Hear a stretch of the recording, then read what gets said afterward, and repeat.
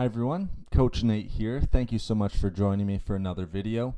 Today we're going to be talking specifically about inflammatory bowel disease. We're going to be talking about what it is, what some of the signs and symptoms are, and then we're also going to be talking about what some of the nutrient deficiencies are that may be causing or leading to flare-ups of inflammatory bowel disease. Now you're going to want to stick to the end of the video because we're going to be talking about specific foods that you'll want to add to your diet, and then also some foods that you'll want to stay away from, specifically sugar and things of that nature, refined carbohydrates. We'll get into a big discussion on that as well. So I have my notes here. I really want to point out what those foods are and just what some of the literature is saying. And of course, I'm going to link down below the studies here that I'm using in our discussion for today. So let's get right into it here, guys.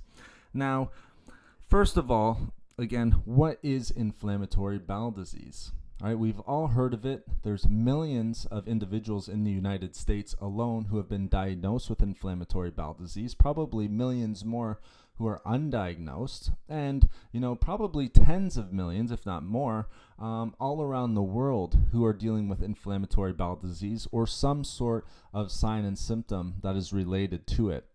So with inflammatory bowel disease, one thing that we know is it's a chronic, condition, right, and it leads to chronic inflammation of the gastrointestinal tract. All right. The unfortunate thing is, because it's chronic, over time that can lead to damage of the GI tract itself, so the gastrointestinal tract itself. Now, when we talk about inflammatory bowel disease, we're really talking about two conditions. All right. So when you hear about, and you're going to hear me say IBD, all right, so inflammatory bowel disease, when we're talking about IBD, it's really a term for two conditions. The first one, all right, the first condition is ulcerative colitis. All right. Ulcerative colitis. That's our first one here. All right. We'll talk about the second one in a minute. All right. So ulcerative colitis, that might be one of the conditions that you're dealing with, all right, when it comes to inflammatory bowel disease. Now, if you are dealing with this first one, again, it causes inflammation, and one of the big ones too is ulcers or sores in the digestive tract itself, all right? Another one is, and this is kind of what differentiates it a little bit from the next one, which is Crohn's disease. We'll talk about that in a little bit here. So ulcerative colitis differs just a little bit from our second condition, all right, because it affects the innermost lining of the large intestine or colon or rectum. All right, so innermost lining being affected here from ulcerative colitis or UC. You might hear me use UC, all right, to discuss it. A little bit easier to say, and we'll get through it a little bit faster. Now, the thing with UC is the symptoms can happen over time. Remember, we talked about it, that it's a chronic disease. The other thing, though, is that it can, all right, not as common, but it can appear suddenly. All right, so it can appear suddenly as well, not quite as common, but we do see in the literature that it can appear suddenly. All right, but usually it's going to be happening over time, getting worse and worse, all right, especially if we're not making lifestyle changes or diet changes. Okay, now, what are some of the symptoms? All right, we have diarrhea, rectal bleeding, so when we go to the washroom in our stool, there might be some blood. All right, we have abdominal pain and cramping, all right, usually a big one here, and a lot of the times that gets sort of misinterpreted for irritable bowel syndrome. All right, a lot of them will overlap, but again, we have abdominal pain and cramping, weight loss, fatigue, and then also fever. All right, those are going to be our signs. Now, fortunately, there are some lifestyle changes we can make, all right, to help control and relieve some of these symptoms. All right, a big one is going to be diet. All right, of course, as you guys know, a big discussion on this channel, Foods for Health, is diet. All right, so one of the diet changes that we can make, all right, and a lot of the times, all right, and again, you're going to want to speak with your medical practitioner if you are dealing with any of these symptoms, or if you may think that you have inflammatory bowel disease. All right, you have to get tested by your doctor. All right, speak with your doctor, especially about diet, some lifestyle changes you might need to make, if there's any medications. But with diet, all right, and we'll get into the foods, but first thing you're going to want to do, all right, is eat smaller meals. All right, that's going to make life a little bit easier for you. The other thing that you're going to hear a lot of, all right, and it's not listed in the foods that I'm going to mention at the end here, is start to limit dairy products. Now, lastly, you're going to want to make sure that you're drinking plenty of water. And when it comes to Crohn's disease, you'll see in a minute here, all right, also adding things like herbal teas, all right, sometimes green tea as well can help. Now, another lifestyle change, all right, and it all goes together, and this is why if you've watched any of my streams, all right, we talk about lifestyle changes, but we'll also want to try to reduce stress as best as possible, all right? Exercise is huge when it comes to reducing stress, all right? So for inflammatory bowel disease, I know if you're dealing with cramps, all right, abdominal pain, all right, we know weight loss is one of them. One of the symptoms, but exercise is a huge one to help to reduce stress. All right, it has been shown, all right, that exercising, all right, can help to correct bowel function. All right, and if we're dealing with IBD, all right, correcting bowel function is going to be necessary and very important. All right, so we want to make sure we're getting some exercise, 150 minutes per week if we can. All right, so exercise. Right, we know that stress, and the whole reason is because we know that stress can worsen symptoms and add to kind of cause flare-ups of symptoms. Now, the next one, like I said, IBD is a term for two conditions. The first one you see, the second one is Crohn's disease, guys. So Crohn's disease is the second one. All right. Generally, people have heard of Crohn's disease a little bit more than the first one, or deal with it more than the first one. All right. It affects men and women the exact same. So just as many men and women are dealing with Crohn's disease. A lot of the times people get a little misconception that men deal with it more, but we see in the literature it's the exact same. Now again, Crohn's disease, or CD, which I'm going to refer to it here. All right, so CD. All right, so a type of inflammatory bowel disease. All right. Inflammation throughout the digestive tract, of course. All right, we're talking about inflammatory bowel disease. So what are some of the symptoms for Crohn's disease? Well, of course, all right, a lot of them are going to interact, all right, or overlap with our first one, with UC. All right, we have abdominal pain, all right, severe diarrhea, all right, fatigue, all right, weight loss, all right, and then malnutrition. All right, of course, if we're not eating as much or we're not getting as much nutrient uptake, malnutrition is a big one. Now, this is going to differentiate just a little bit from UC. With Crohn's disease, all right, it can involve different areas of the digestive tract. All right, whereas the other one, all right, mostly we were finding that it was in the large intestine, all right? But for CD, all right, it can actually involve different areas, all right? Most commonly, though, in the small intestine.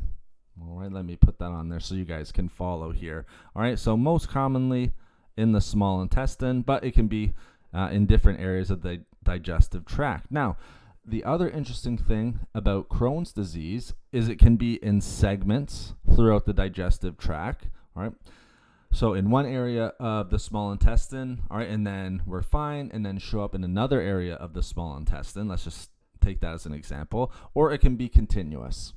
All right, so either segments or continuous. Now, unfortunately, all right, inflammation, chronic inflammation, all right, and damage can spread to deeper layers of our bowel, of the bowel. All right, so can cause damage to the digestive tract over time, something that we definitely want to make sure that we're staying away from, and why we're doing this video today.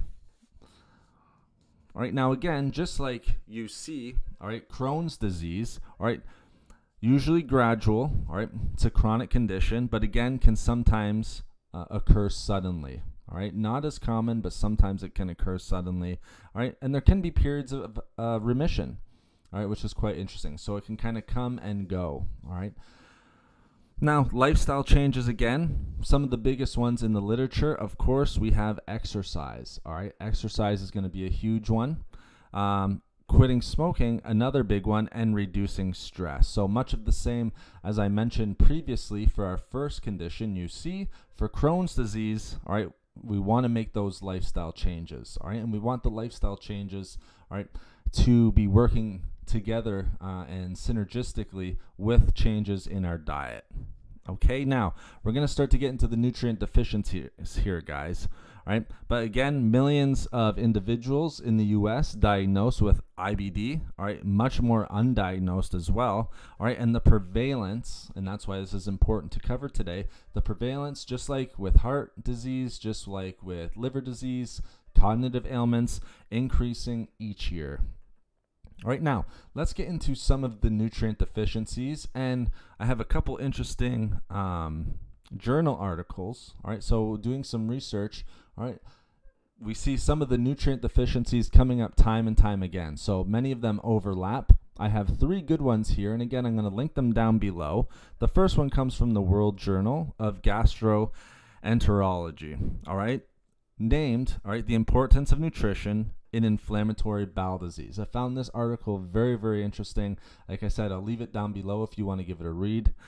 First, all right, and I think an important point here, all right, IBD is associated with frequent nutritional deficiencies. All right, so very interesting there. All right, also, nutrition is a primary therapy, all right, can be used as a primary therapy for irritable inflammatory bowel disease, all right, especially Crohn's disease, which is important to point out.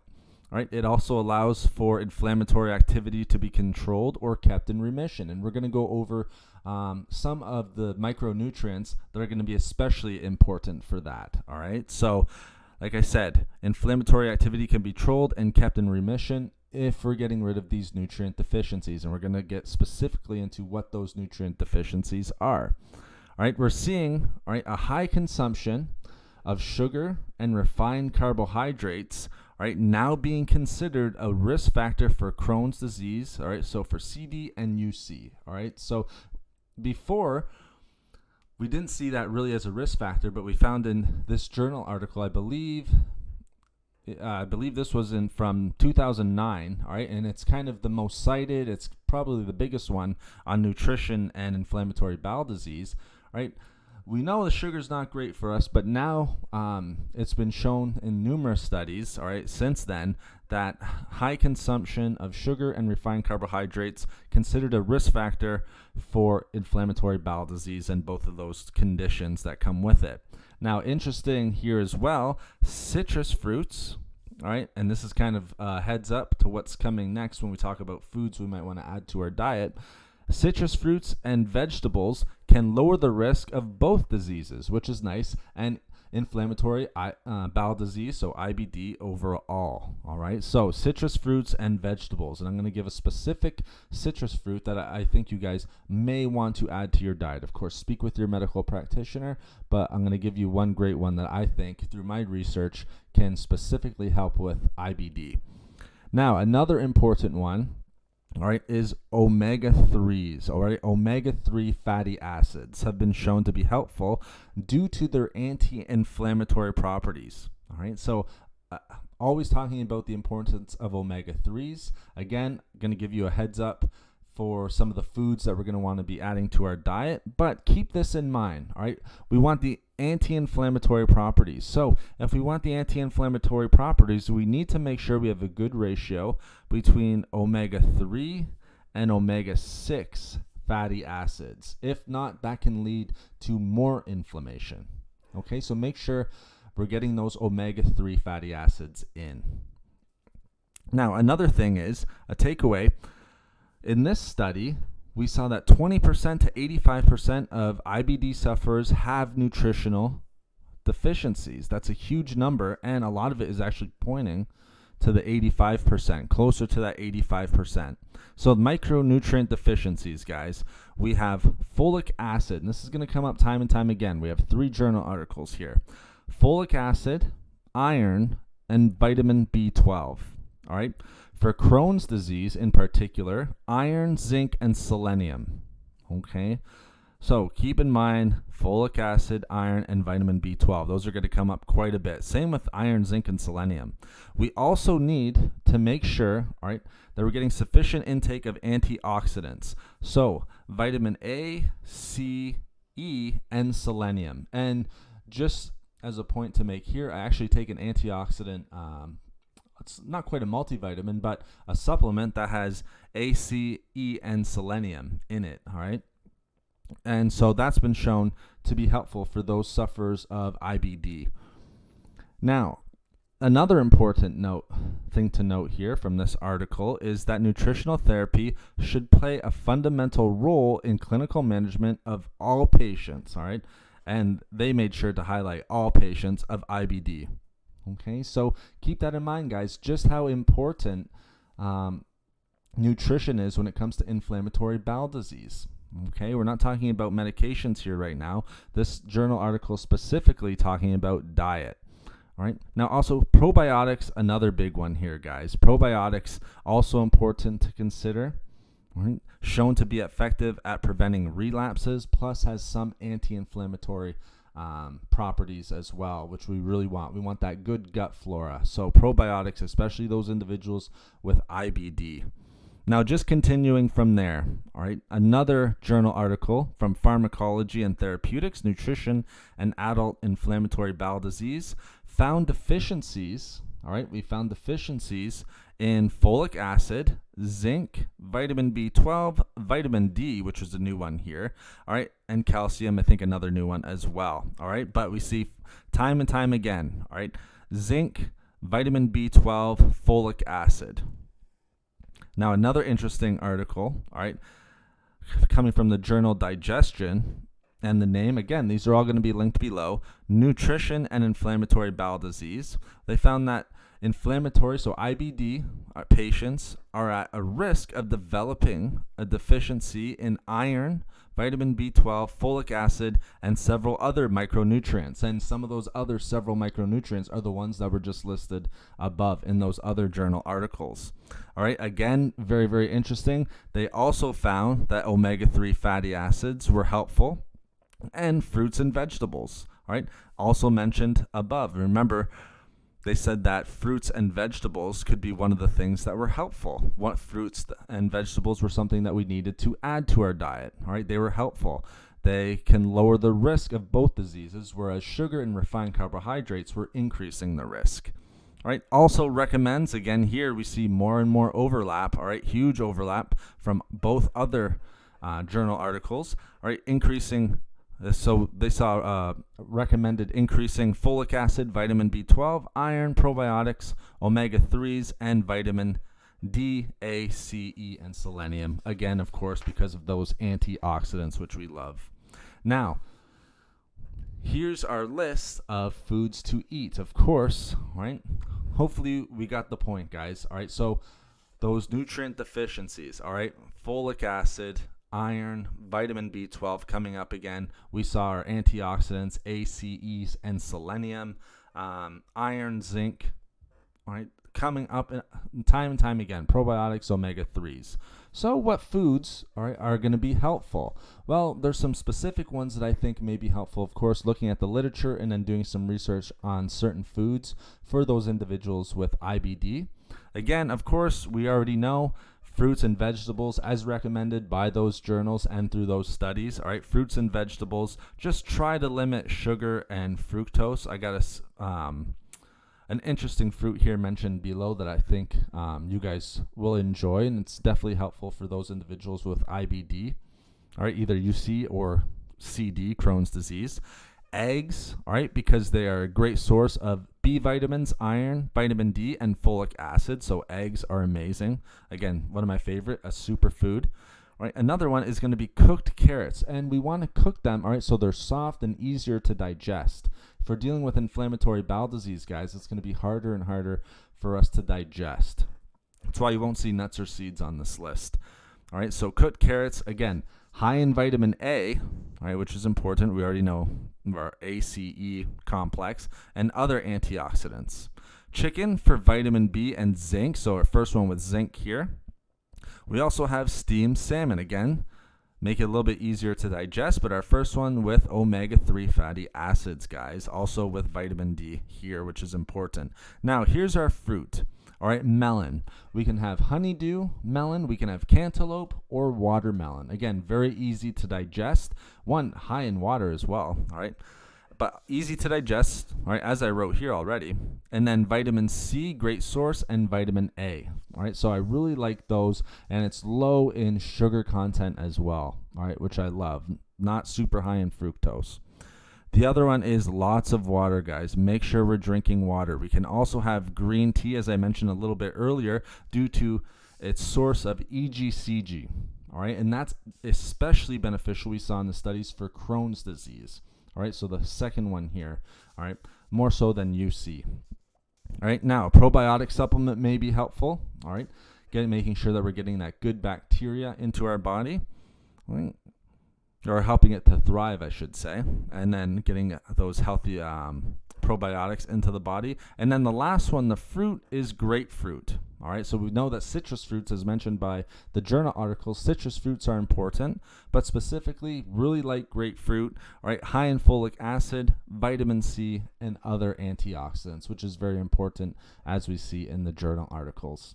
So that's going to cover it, guys. Thank you so much. I hope you enjoyed the new format of the video. If you liked it, leave a comment down below. Hopefully the quality was good. Hopefully you could hear me.